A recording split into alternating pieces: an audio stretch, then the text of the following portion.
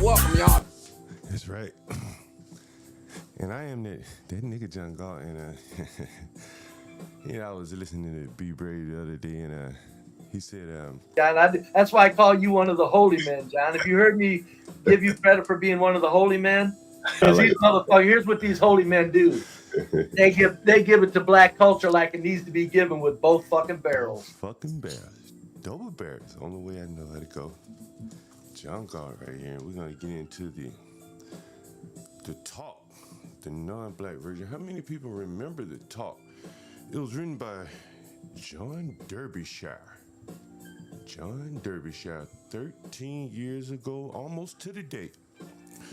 April the 5th, 2012, it was the the talk. Again, it was by John Derbyshire there. And we'll bring that right up on the screen in just 1 second. Let me get my cameras and everything. It's always a problem. You gotta get the cameras right when I switch from OBS to whatever, it's always some shit. So let me get the cameras right. And let me get them right. I think they're right. I think they are correct. Mundo. All right, so let's get into this Derbyshire. For those of you that never heard of it, don't remember, there's an article that he wrote years ago. He actually got him fired. He wrote this article for Tacky magazine, but right now you can see it being published. You can see it published in Un's Review right now, with permission from Tacky. And so we'll take a look at this article here. John Derbyshire, the talk, the non-black version. I know many of you sisters and broadmans out here with children, you probably been so we got to teach our children very well. Got to teach them well in this racist America. In this racist America, you got to teach them well. So let's jump into this article by John Derbyshire. And let's see here. John Derbyshire, the talk, the non-black version. It would have served Austin Metcalf well. Here's a picture of Trayvon Martin. There is much talk about the talk. Sean O'Reilly was 16 when his mother gave him the talk that most black parents give their teenage sons.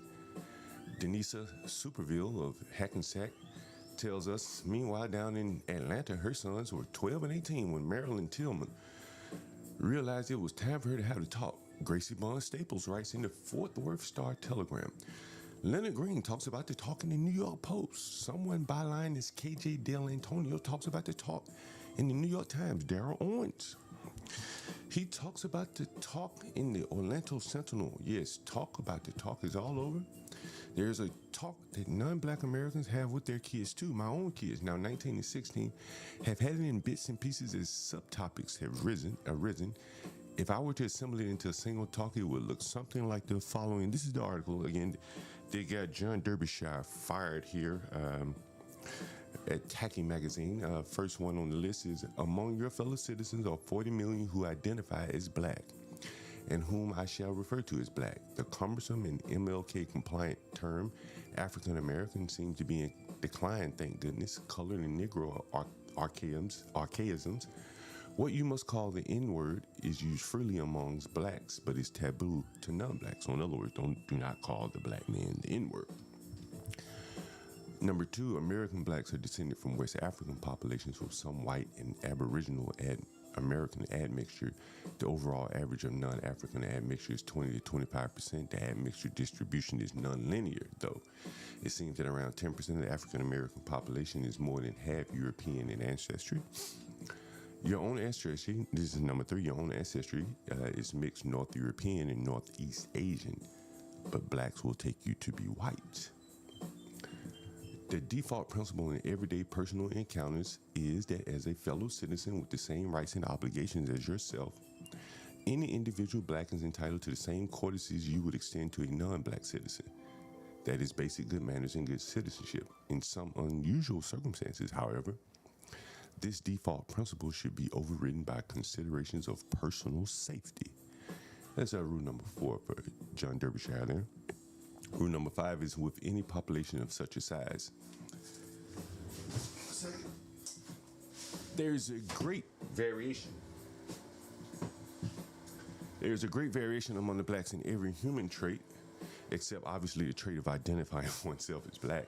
They come fat, thin, tall, short, dumb, smart, intro, extroverted, honest, crooked, so on and so forth. There are black geniuses and black morons. There are black saints and black psychopaths. In a population of 40 million, you will find almost any human type. Only at the far, far extremes of certain traits are there absences. There are, for example, no black Fields Medal winners. I'm not sure what that is. While this is civilizationally consequential, it will not likely ever be important to you personally.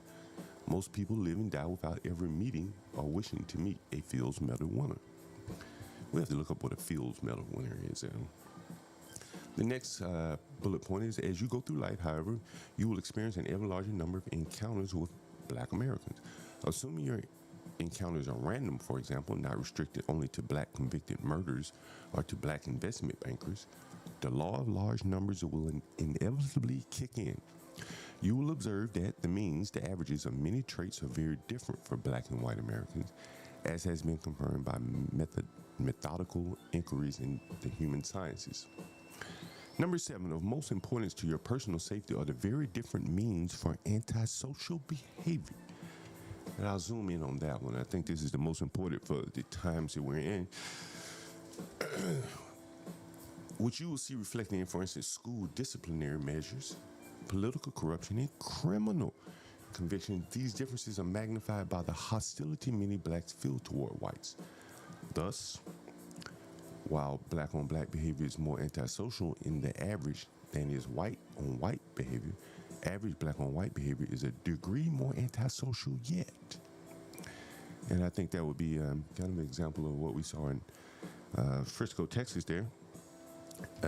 Number 9, a small cohort of blacks, in my experience, around 5%, is ferociously hostile to whites and will go to great lengths to inconvenience or harm us. A much larger cohort of blacks, around half, will go along passively if the 5% take leadership in some event.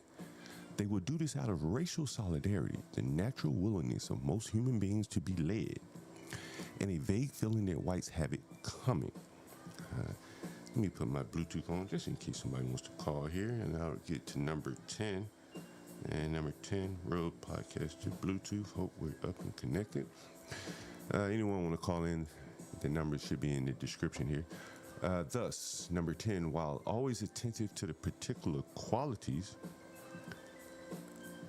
of individuals, on the many occasions where you have nothing to guide you but knowledge of those mean differences, use statistical common sense. And it's Derbyshire there. 10A, avoid concentrations of blacks, not all known to you personally. Stay out of heavily black neighborhoods. Number 10C, if planning a trip to a beach or amusement park, found out whether it is likely to be swamped with blacks on that date. Neglect of that one got me the closest I have ever gotten to death by gunshot. 10D, do not attend events likely to draw a lot of blacks. 10E, if you're at some public event at which the number of blacks suddenly swells, leave as quickly as possible. We saw that the other day at the Auburn, Alabama tailgate, the video of that, where the white guy said, you know what, fuck it, we pack up, we out. Do not settle in a district or municipality run by black politicians, okay? Before voting for a black politician, scrutinize his or her character much more carefully than you would a white. Do not act the good Samaritan to blacks in apparent distress, i.e. on the highway. If accosted by a strange black in the streets, smile and say something polite, but keep it pushing. Keep moving.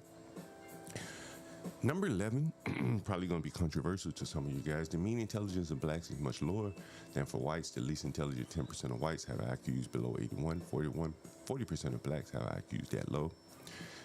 Only 1 black in 6 is more intelligent than the average white. 5 whites out of 6 are more intelligent than the average black. These differ in countless everyday situations. Life is an IQ test, as John Derbyshire goes on to say there. Number 12, there is a magnifying effect here too caused by affirmative action. In a pure meritocracy,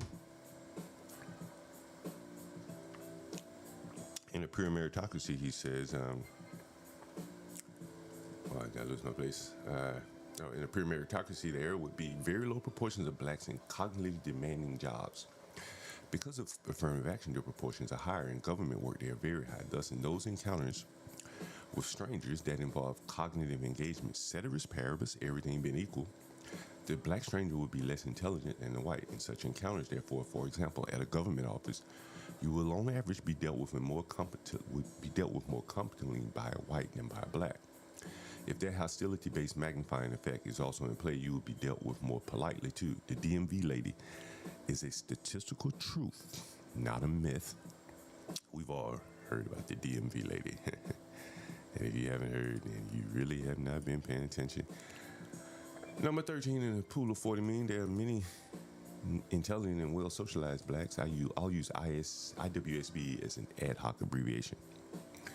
You should consciously seek opportunities to make friends with IWSBs. In addition to the ordinary pleasures of friendship, you will gain an amulet against potentially career-destroying accusations of prejudice. Derbyshire there, we have 2 more to go. 14, be aware. However, there's an issue of supply and demand here. Demand comes from organizations and businesses keen to display racial propriety by employing IWSBs, especially in positions at the interface with the general public, corporate sales reps, TV news presenters, press officers, etc., with corresponding depletion in less visible positions. There is also a strong private demand from middle and upper class whites for personal bonds with IWSBs, for reasons given in the previous paragraph. Unfortunately, demand is greater than the supply, so IWSBs are something of a luxury good like antique furniture or corporate jets, boasted of by upper-class whites and wealthy organizations, coveted by the less prosperous. To be an IWSB in present-day U.S. society is a height of felicity, rarely before attained by any group of human beings in history. Try to curb your envy. It will be taken as prejudice. And this was an article, again, that was republished from 2013, I think, 12. And it was a very popular article at the time by John Derbyshire. It was the non-black version of the talk there. And it got him fired, as I mentioned, from Tacking Magazine. But I thought with this Austin guy being killed by the black guy, and the blacks are like totally in favor of the Austin guy, of the Carmelo. I figured it would be time to revisit this article here. And so we'll look at some of the comments here. I'm a white guy, most of the points I agree with. The fact is, number 6 is poorly grounded. There's little reason whatsoever to think that any random person's encounters with African Americans would be random. If 6 is wrong, as it seems to be, he goes on. Someone said, thank you, Mr. Derbyshire, for doing the Lord's good work. That was Derbyshire commenter giving Derbyshire his flowers there. Do not settle in a district or municipality run by black politicians before voting for one. That was number 10. Someone wanted to modify it. They say, hey, and if blacks gain political power, in which you live, relocate to a white-run district as quickly as possible.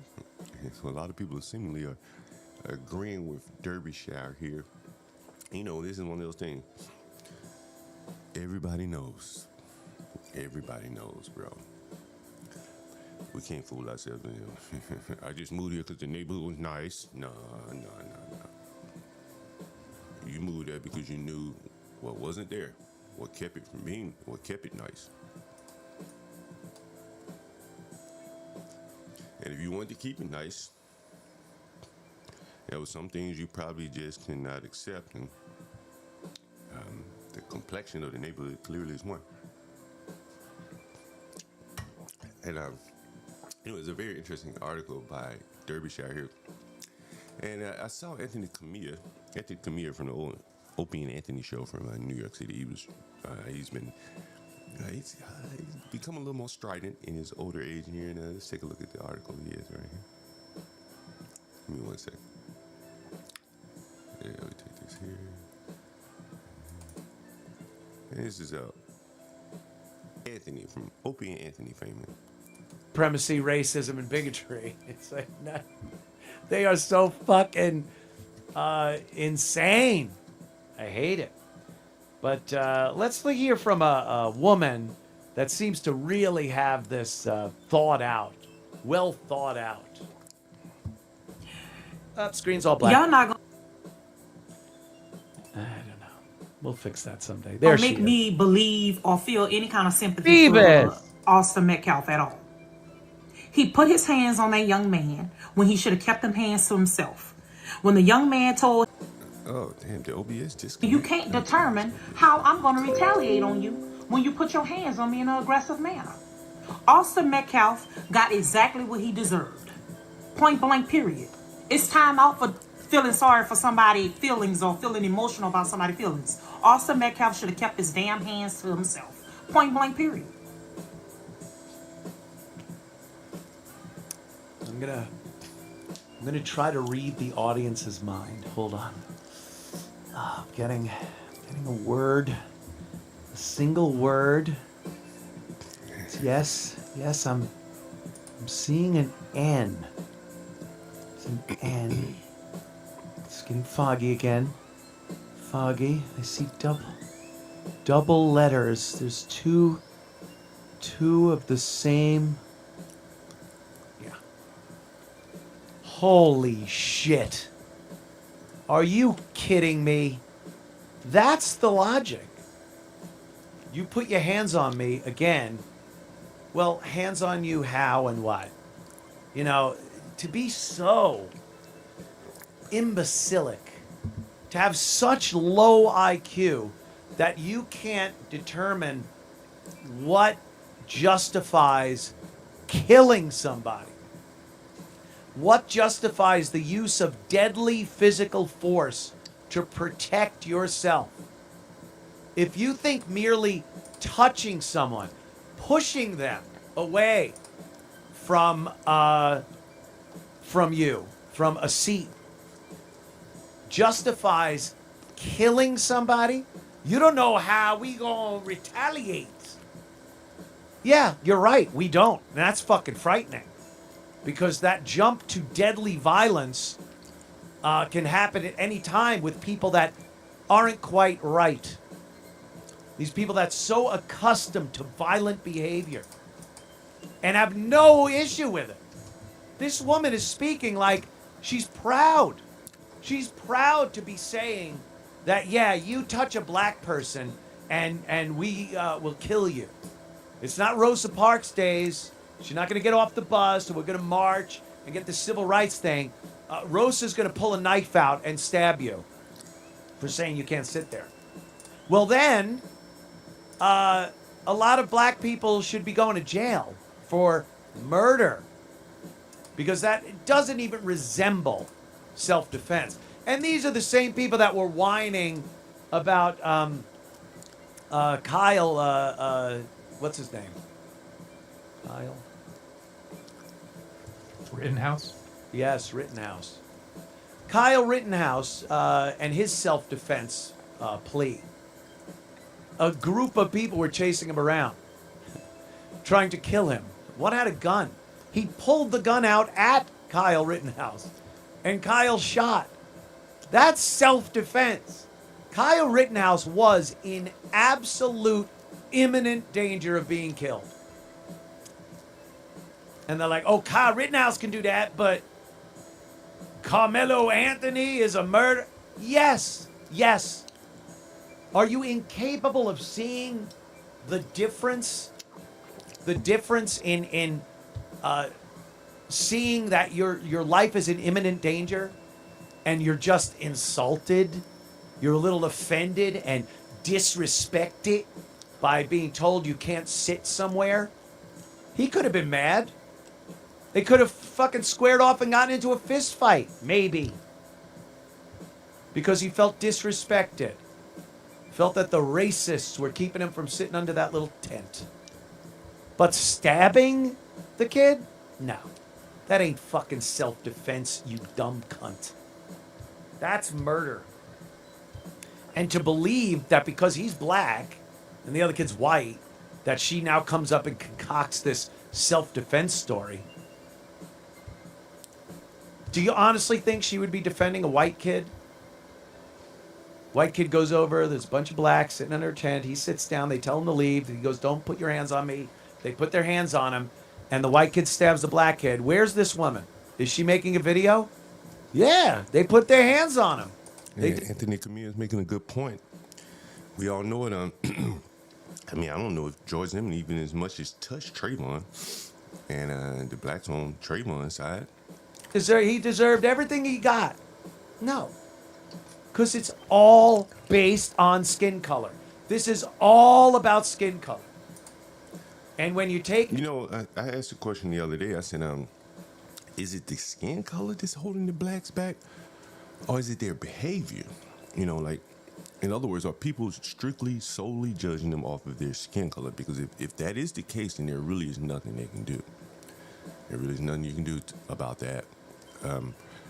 But if it is the behavior, then there's something you could do. It may be very difficult to do it, but there's a path forward. Which is it, I wonder? Is it the behavior, or is it their behavior, or is it their skin color? I think blacks are going to have to make a decision because they keep saying their race, which really points to their skin color. But I don't think that's why people are, moving away from them and conscious of them when they come into their environment. I don't think that's why the talk was written, because of their skin color alone. There are some Indian people that are damn near black, very brown, I should say. The legal facts of what happened, and you take you break down exactly what led to this kid getting stabbed. It's murder. But then when you add the skin color into it and get the fucking community involved, all they're going to care about is the skin color. Oh, he was black and the victim was white. Well, no, the victim's the black kid. And the white kid got what he deserved. You know, it leads me to a question. Is the black skin color, is it a crutch or a hindrance? It seems that they use it as a crutch. Anything go bad with them is just because I'm black. So it's kind of like it doesn't seem to hold him back, per se. This boy's getting a lot of sympathy because he's black. He wouldn't get this sympathy again, as Anthony Camille points out, if you're white. So it's like a crutch. It's a beautiful thing being black, that you get to kind of wipe away all your sins here. And now we're going to raise money for this black kids defense fund, and it's preposterous. It's fucking retarded. And this woman is just a dumb. Hold on. I'm hearing something about a hard. Yes. That was Anthony Cumia there. And I tell you, again, this kind of stuff happens almost every day, and the blacks look the other way. Almost every day. And you can't say it doesn't happen. The blacks have to act like it doesn't exist. Sometimes they have to act like they don't know things. And, I could go a lot of different directions. Somebody said my mic is low. Let me see if I can turn it up. Let me make sure I'm talking directly into the mic here. Make sure nothing is... let me turn up the gain on the mic. Give me 1 second. Sometimes I'm low, sometimes I'm high. No, it looks like the gain is good. Let's see. Let's see if I can turn it up some more. How about that? I'll turn it up some more. Let's see. Let me turn the gain up a little more. I don't know why it's so fucking low. When I'm on here, either way, I'll turn that gain up a little more. Can I turn that up anymore? I don't know if I can even turn it up anymore. Let's see. Give me 1 second. Let's see. Let's get this mic up.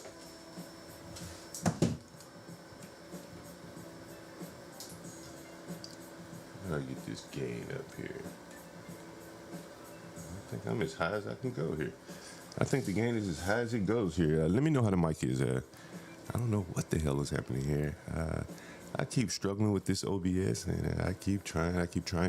Let me know how the mic is. It's still low, Lindy Lou. I'll talk directly into the mic here. Hopefully that's a little better there. Make sure all my cords are connected, though. And see, that should work a little better. How's the sound there? How's the sound now? Leek, you like Anthony Cumia? Yeah, I like Anthony Cumia. There, he's pretty entertaining. He used to be on the radio in New York, by the way. Here's something that I saw coming out of I guess it's New York. I think it's New York, New Jersey. New York, New Jersey area here. Take a look. Juice Man.